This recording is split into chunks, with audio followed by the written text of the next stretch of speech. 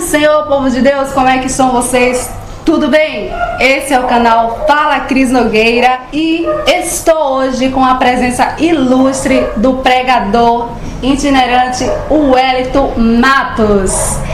Pai do Senhor, irmão Wellington. Pai do Senhor, irmã Cris, tudo bem? Tudo bem. Eu peço para o irmão, já agradeço primeiramente pelo Senhor aceitar o convite do canal Fala Cris Nogueira de estar aqui. E eu peço para o Senhor humildemente se apresentar para as pessoas que não lhe conhecem. Pai do Senhor, inscritos do canal Fala Cris, muito prazer estar com vocês. Meu nome é Wellington Matos, sou de Feira de Santana, Bahia, pregador e youtuber. Então, pessoal, se você já quer ver a entrevista abençoada que eu tenho com esse pregador abençoado, já fique aqui ligadinho, deixe o seu like, se inscreva, compartilhe o vídeo aí e vamos para o nosso vídeo.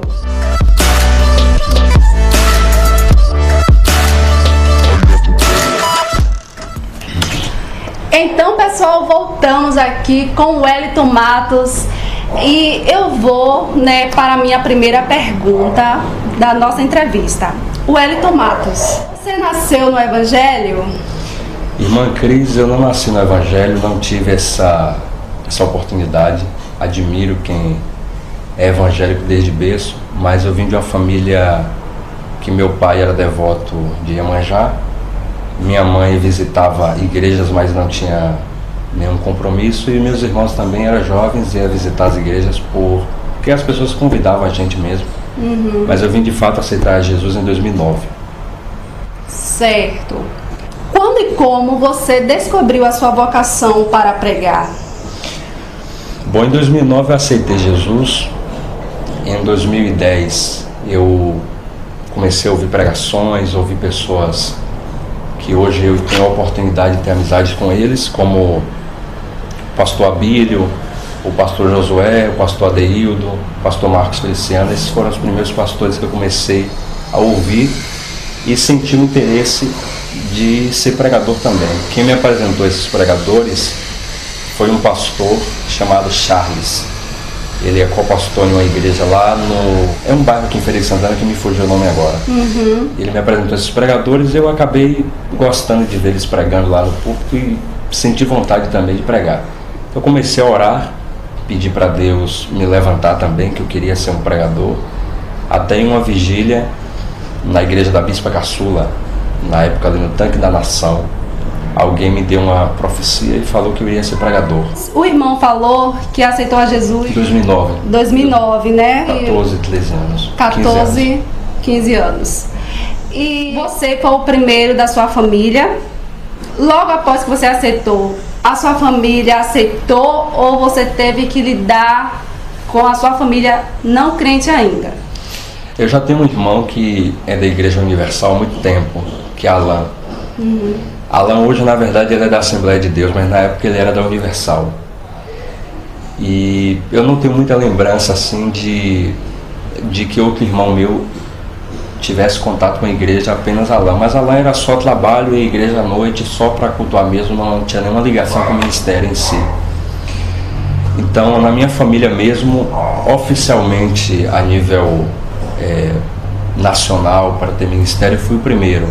A partir daí, não há ninguém também na minha família que pregue ou que tenha a vocação, mas já outros irmãos meus aceitaram Jesus e já estão encaminhando. Eu acredito que Deus vai usá-los também. Amém. De alguma forma.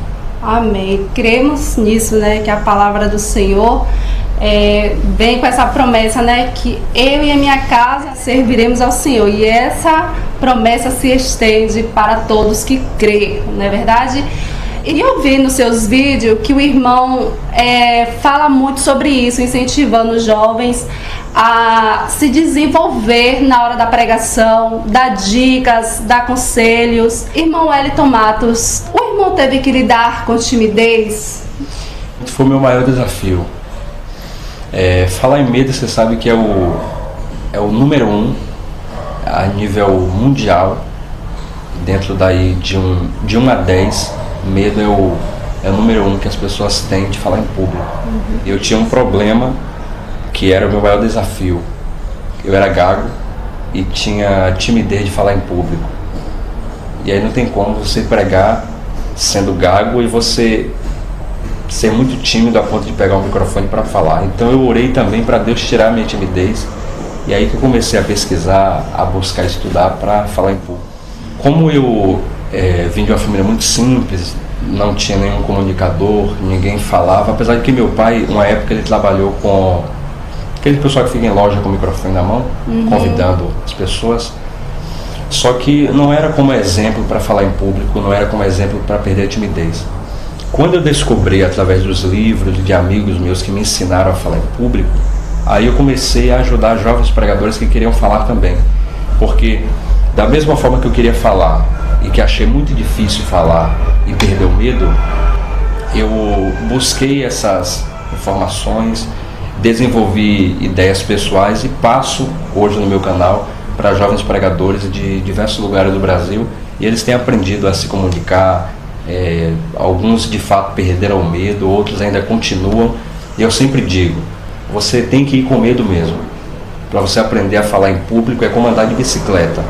Se você tiver medo para andar, você vai ter que andar com medo para aprender. Uma hora você vai cair, você vai errar alguma coisa, uma hora você vai ficar nervoso, uma hora você vai esquecer textos da Bíblia, uma hora alguém vai rir de você que você não acertou mencionar o versículo, não aceitou falar uma informação, mas é a partir daí que você tem que continuar. Eu digo sempre, a coragem tem que estar na frente do medo.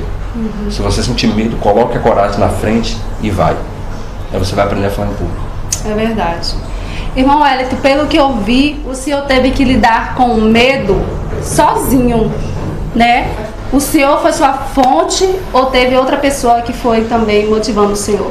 Como eu disse, eu li alguns materiais e tive a ajuda de alguns pregadores. Entre eles eu posso aqui mencionar, foi o pastor Mário Salles, que já é falecido. Ele me ensinou pessoalmente como conquistar um público, como você iniciar uma pregação. Porque a pregação existem algumas áreas, que é a introdução, desenvolvimento e conclusão. A introdução é o principal, que é o momento que você vai pegar o microfone a primeira vez. Se é uma igreja nova, obviamente você fica mais nervoso. Na introdução você tem que decidir, conquistar o povo, lembrar do que vai falar, não ter timidez, porque o medo faz você esquecer o que você sabe fazer. Eu falei esses dias em um vídeo que Pedro era pescador, sabia nadar. Todo pescador sabe nadar. Mas a Bíblia diz que ele, olhando os fortes ventos, sentiu medo e aí afundou. Quando você sente medo, você esquece até aquilo que você sabe fazer. E tem bons pregadores que podem estar me ouvindo agora e que interiormente eles sabem que eles têm um potencial grande para pregar, para ser um pregador, mas o medo limita ele. Ele até sabe, mas tem medo de mostrar para as pessoas que sabem fazer. Então tem que perder o medo para as pessoas conhecerem o seu potencial e ver o chamado de Deus na sua vida. É verdade. E também, irmão Wellington, a pregação precisa de muito desenvolvimento na dicção. Como o senhor faz para se sair tão bem nas suas pregações? Bom, eu me considero que eu erro muito ainda. Eu não me considero um pregador perfeito que acerta tudo. Por exemplo, eu tive erro na minha trajetória ministerial. Eu cometi alguns erros ministeriais que me atrapalharam muito a chegar a um nível que um jovem pregador queria. Mas mesmo com os erros que eu cometi, tanto de comunicação como na minha vida pessoal, eu cheguei a lugares que poucos jovens pregadores chegariam. Hoje eu tenho o respeito de grandes pregadores, tenho a amizade deles, eles respeitam o trabalho que eu faço na internet, a forma que eu prego, a forma que eu interpreto um texto da Bíblia. Então eu não me considero alguém perfeito, mas também não me considero alguém que erra sempre.